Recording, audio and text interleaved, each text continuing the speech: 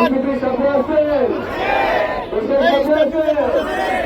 ইনশাআল্লাহ এনসিপির প্রতিটি নেতা কর্মী, এনসিপির সমর্থক বৃন্দ বাংলাদেশের জন্য, বাংলাদেশের মানুষের জন্য জীবন দিয়ে, রক্ত দিয়ে এই দেশকে গড়ে তুলবে, মানুষের উন্নয়নকে প্রতিষ্ঠা করবে। বেঙ্গলবাসী, আমরা সময় সংক্ষিপ্ত হওয়ার কারণে আপনাদের কাছে বেশি সময় থাকতে পারছি না, কিন্তু আমরা জানি আপনাদের থেকে আমরা বেশি দূরে নেই।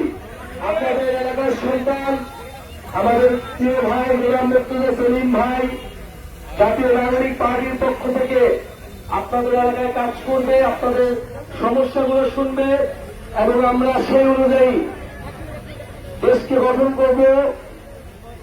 জুলাই পদযাত্রা হচ্ছে নতুন দেশ গড়ার জন্য। গত বছর 2024-এ আমরা জুলাই গণ অভ্যুত্থান করেছিলাম, যেখানে স্বৈরাচারী ফ্যাসিস্ট হাসিনা সরকারের পতন ঘটেছিল। স্বৈরাচারী হাসিনা দেশ থেকে পালাতে বাধ্য হয়েছিল।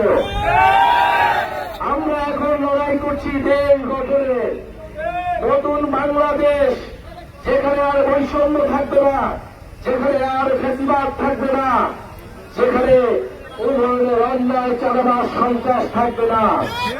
প্রিয় বন্ধুগণ, এই কারণে যুব সমাজকে এগিয়ে আসতে হবে।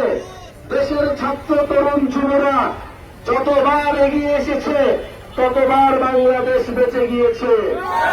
2024-এ এই ছাত্র যুব তরুণরাই দেশকে রক্ষা করেছে, স্বাধীনতাকে রক্ষা করেছে। কিন্তু বন্ধুগণ, স্বাধীনতা অর্জনের চেয়ে স্বাধীনতা রক্ষা করা কঠিন। তাই আমাদের এইবারের স্বাধীনতা যাতে বেহাত না হয়, সেজন্য আমাদের সচেতন থাকতে হবে। এ কারণে এই জাতীয় নাগরিক পার্টি এনসিপি গঠিত হয়েছে। আজকে আমরা পীরগঞ্জ এসেছি, আমরা উত্তরবঙ্গে, আমরা রংপুরের বিভাগের প্রতিটি জেলায় যাচ্ছি। আমরা দেখেছি উত্তরবঙ্গ কিভাবে অবহেলিত রয়েছে, কিভাবে 54 বছরে ওই উত্তরবঙ্গের জেলাগুলোতে আঞ্চলিক বৈষম্য করা হয়েছে। বন্ধুগণ, আমাদের দাবি খুবই কম, খুবই সুস্পষ্ট। আমরা ভাতের অধিকার চাই, আমরা কাজের অধিকার চাই, আমরা চিকিৎসা চাই, আমরা শিক্ষা চাই। আমরা অন্য কোন দেশের দালালি করব না। আমরা স্বাধীনভাবে মর্যাদা নিয়ে বাংলাদেশ রাষ্ট্রকে গঠন করব। প্রিয় বন্ধুগণ, আজকে আমরা আর কথা বলবে না।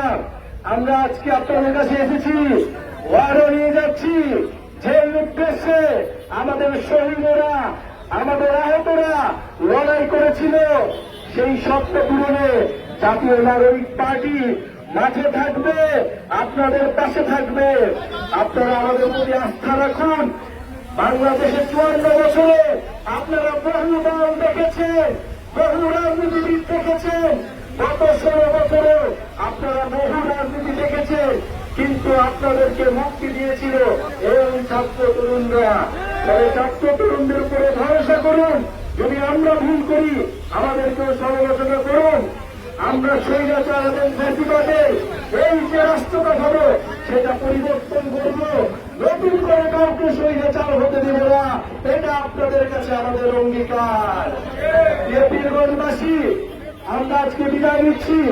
বিদায় নেওয়ার আগে বলে যাচ্ছি, আপনারা আমাদের পাশে থাকুন। ইনশাআল্লাহ উত্তরবঙ্গকে আমরা নতুন করে গঠন করব।